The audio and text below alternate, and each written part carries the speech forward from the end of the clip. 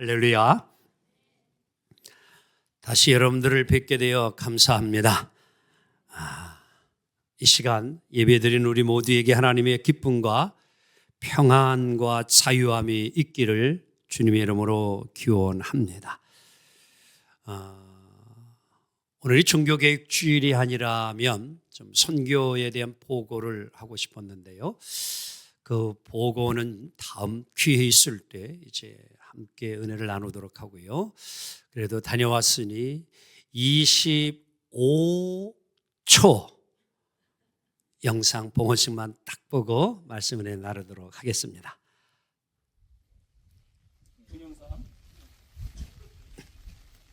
성부와 성자와 성령의 이름으로 이 방을 주님께 봉헌합니다. 성부와 성자와 성령의 이름으로 이 방을 주님께 봉헌합니다. 아멘. 잘라요? 같이.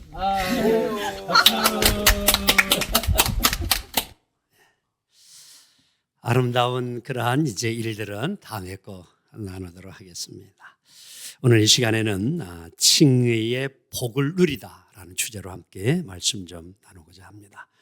윌리엄 틴들은 이런 말을 했습니다. 즐거워하고 노래하고 춤추며 기뻐드는 신앙생활을 원하시나요? 토마스 빌리는 어떤 상황에서도 깨지지 않는 위로와 평온을 누리기 원하시나요? 존 웨슬리 목사님의 동생 찰스 웨슬리는 얽매였던 사슬이 끊어지고 영혼의 자유함을 맛보기 원하시나요? 그리고 종교개혁가 마틴 루터는 지금 완전히 거듭남을 체험하고 낙원의 삶을 살고 싶은가요? 이러한 요구들은 모두가 누리고 싶은 그러한 요구들입니다. 우리의 삶의 문을 열 수 있는 열쇠가 있다면 그것이 무엇일까요? 키가 무엇일까요? 오늘 본문은 그 말씀의 질문에 답을 주고 있습니다. 함께 다시 말씀을 직접 읽고 은혜 받으시다. 시작. 내가 복음을 부끄러워하지 아니하노니 이 복음은 모든 믿는 자에게 구원을 주시는 하나님의 능력이 됨이라. 먼저는 유대인에게요 그리고 헬라인에게로다. 복음에는 하나님의 의가 나타나서 믿음으로 믿음에 이르게 하나니 기록된 바 오직 의인은 믿음으로 말미암아 살리라 함과 같으니라. 아멘. 오직 믿음으로 살리라.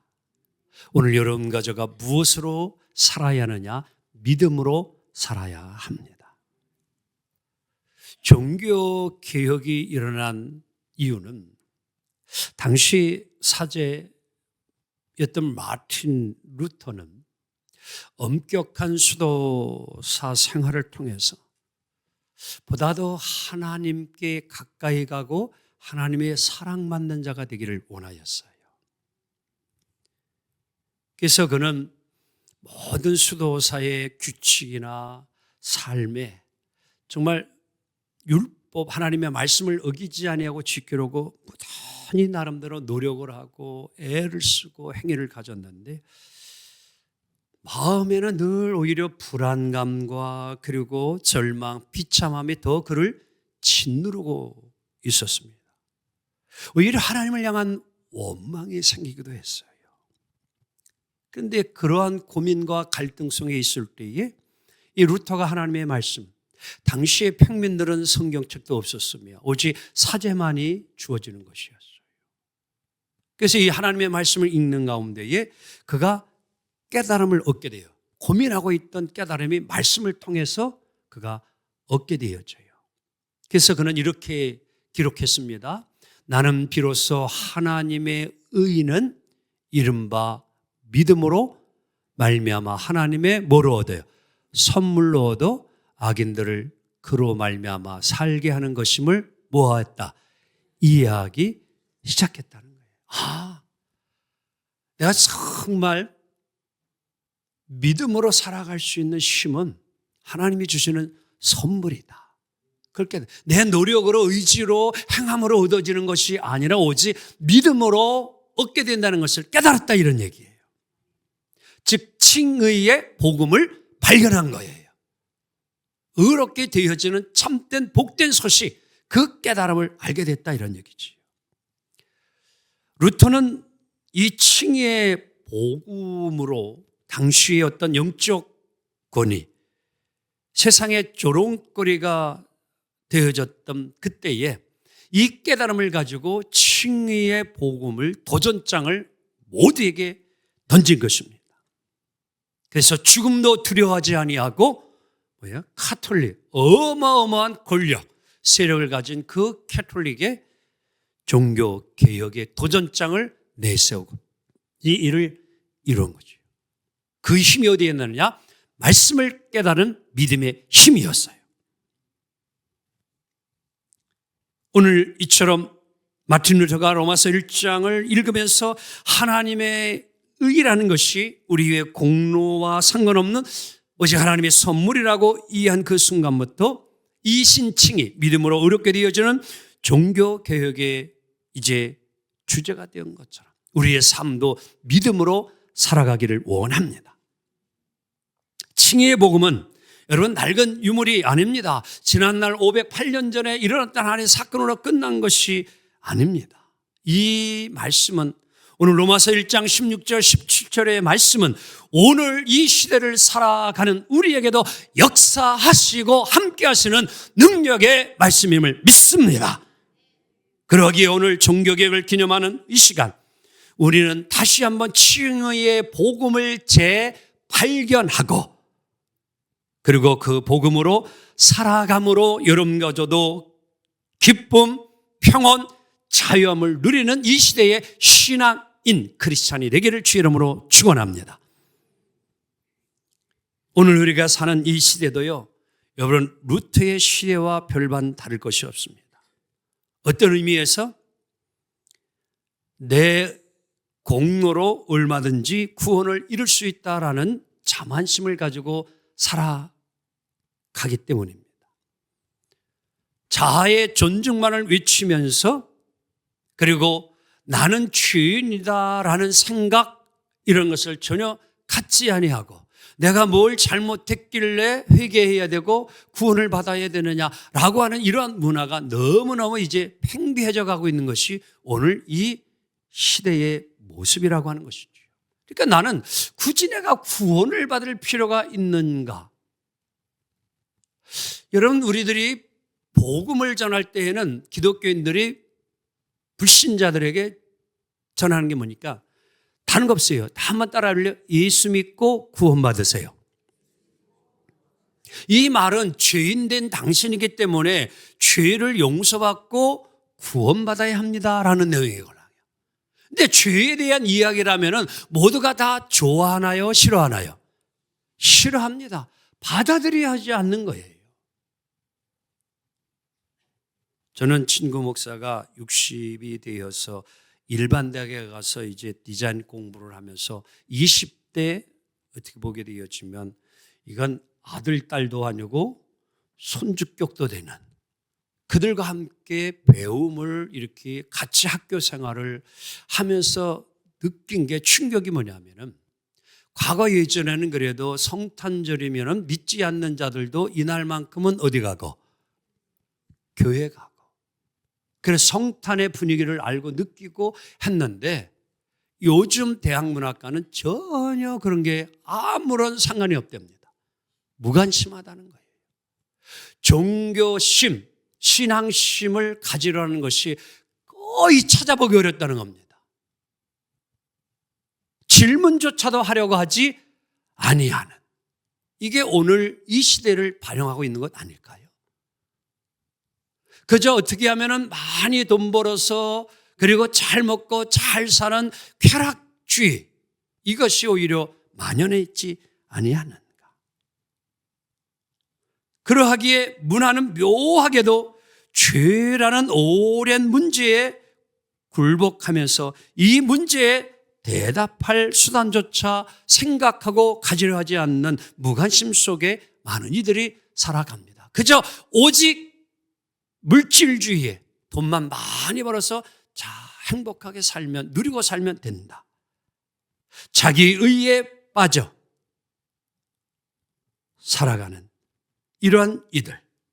그러하기에 오늘 이 시대에도 종교 개혁이 필요합니다. 종교 개혁은 단순히 500여 년 전에 일어났던 역사의 상황에 맞섰던 것으로 불과했다면 종교 개혁은 더 이상 필요 없을 것입니다. 하지만 오늘 종교 개혁은 늘 복음에 더 가까이 여러분들 다가가게 하는 프로세스 과정이 있었기에 결코 끝난 것이 아닙니다. 우리는 끊임없이 우리의 신앙은 개혁되어야 합니다. 새로워져야 합니다. 제가 정말로 이렇게 해외 여러분들 선교지를 가서 새롭게 느끼는 것이 정말 뭐예요?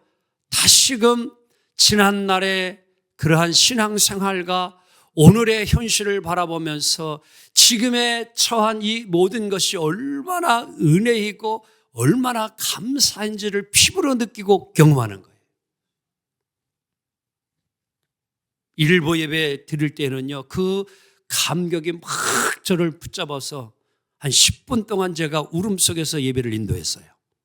일부 예배를 여러분도 한번 동영상 보세요. 얼마나 그 은혜가 고맙고 감사한지. 여러분, 개혁은 끝난 게 아닙니다. 계속 필요합니다. 오늘 우리는 일상의 생활 속에서 이 그리스도의 의, 칭의를 어떻게 여러분들 체험하면서 살아가야 할까요? 칭의의 사건이 과거에 내가 처음 예수를 믿었을 때 그것으로만 끝나면 안 됩니다. 오늘 우리는 계속해서 그 칭의의 은혜, 칭의의 복음을 오늘도 계속해서 알고 누리고 살아가야 합니다. 바울은 이것을 너무너무 잘 알고 있었습니다. 그래서 그도 율법주의로서 믿는 기독교인들을 핍박하고 박해를 하는 가운데에 다메섹 도상에서 예수님을 만나고 칭의의 그런 하나님의 아들이 되어져요. 복음을 만나게 되어졌죠. 하지만 그는 이 칭의의 하나님의 자녀가 된 구원의 놀라운 은총의 사건이 그때로 끝난 것이 아니라 그는 계속해서 일상 속에서 그 칭의의 구원받은 복음이 그를 늘 이끌어갈 수 있었다라고 고백합니다. 그 힘, 그 능력, 그것을 갈라디아서 2장 20절에 이렇게 바울은 고백하고 있는 거예요. 시작. 육체 가운데 사는 것은 나를 사랑하사 나를 위하여 자기 자신을 버리신 하나님의 아들을 믿는 믿음 안에서 사는 것이라. 아멘. 여러분과저도 바울이 사는 법을 알아야 합니다. 즉 오늘도 내가 의인으로 삶을 살아갈 수 있는 힘은 나의 의지, 노력, 공로, 행위로 살아가는 것이 아니라 오늘 내 안에 육체 가운데 오셔서 오늘도 나를 이끌어주는 그리스도의 의의가 계속적으로 내가 복음을 떠나지 아니하고 믿음을 떠나지 아니하고 의롭고 거룩하게 삶을 살아갈 수 있도록 붙잡아주고 지탱하고 있도다. 아멘. 계속 그 복을 누리고 살고 있다라는 그러한 바울의 고백이라고 하는 것입니다. 지난날 다메섹도성에서 만났을 때의 그 복음으로서 의롭게 인정받은 것으로 끝난 것이 아니라 오늘도 주님 안에서 나는 의로운 삶을 이루어가고 있다라고 고백을 하는 것입니다. 오늘 그리스도인으로서 성숙한 삶을 살아도 우리는 오직 그리스도인으로 인하여 하나님 앞에 받아들여지기도 하고 받아들여지지 아니할 수도 있습니다. 바라옵기는 여러분의 공로로 여러분의 행위로 우리가 하나님 앞에 갈 수 있는 것이 아니라 오직 그리스도의 의로 그리스도의 보혈로 주님 앞에 의인으로 칭함을 받고 서게 되는 걸 놓치지 않기를 원합니다. 그래서 오늘도 우리는 바로 이 시간 내 자신의 의의를 넘어 그리스도의 의의를 바라보고 칭의의 현재성 안에 날마다 바울같이 서 있고 또 그러한 삶을 살아가도록 의식적으로 노력하고 거룩하고 깨끗한 삶을 살아가도록 날마다 추원해 있도록 삶을 살아가야 될 줄로 믿습니다. 그리할 때 우리에게 주어지는 복이 있습니다. 이것을 칭의의 복이라고 이야기하는 거예요. 다 같이 칭의의 복. 제리 브리스라는 분이 그의 책 견고함에서 이런 이야기했습니다. 즉 여러분과 저도 이 시대를 살아가면서 우리의 믿음이 흔들리지 않고 견고해요. 주님 날아갈 때까지 믿음을 지키고 승리하기를 주 이름으로 축복합니다.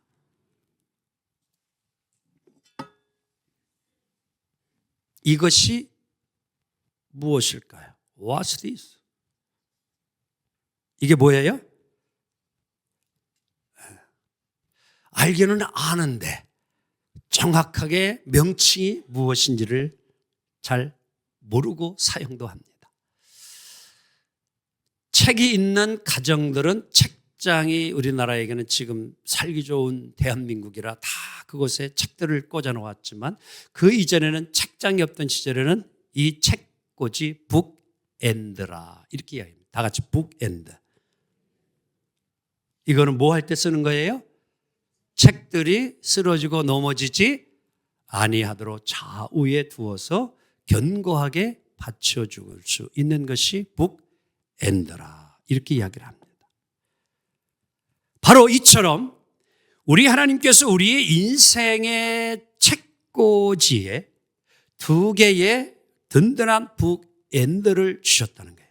하나가 그리스도의 칭의의 복음이라고 하는 북엔드요. 또 하나는 성령의 능력이에요.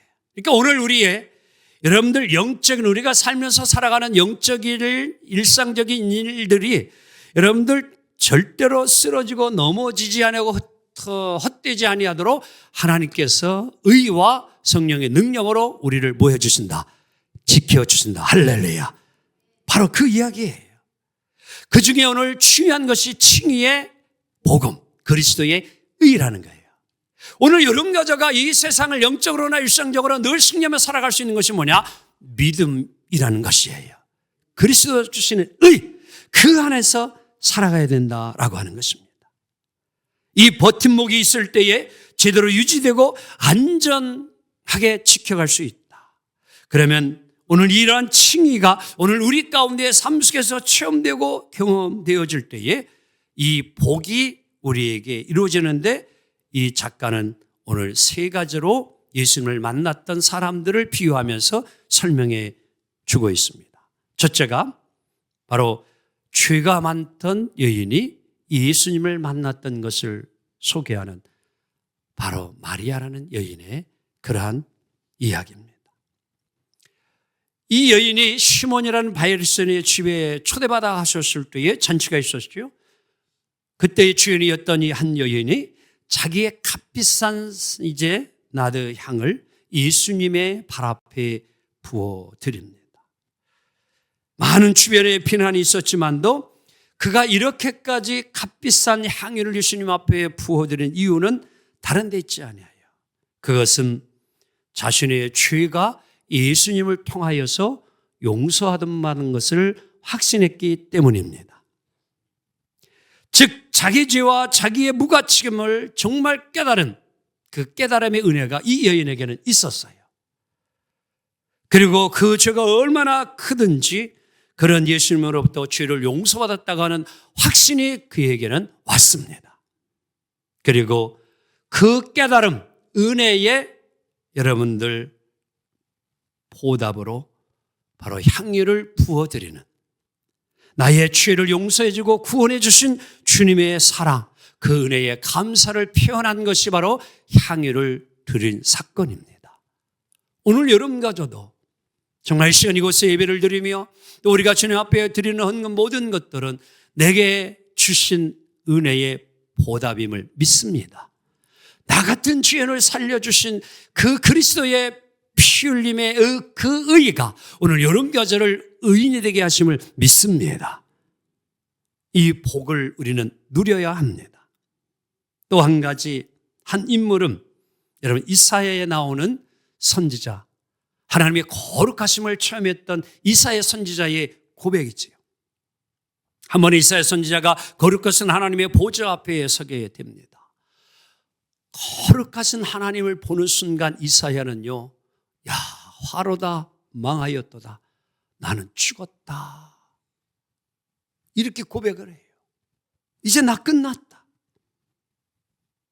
자신의 죄를 깨닫고 막 고뇌할 때에 그것을 알고 있던 하나님이 한스라 천사를 통하여서 제단에 있는 숯불을 하나 가져옵니다.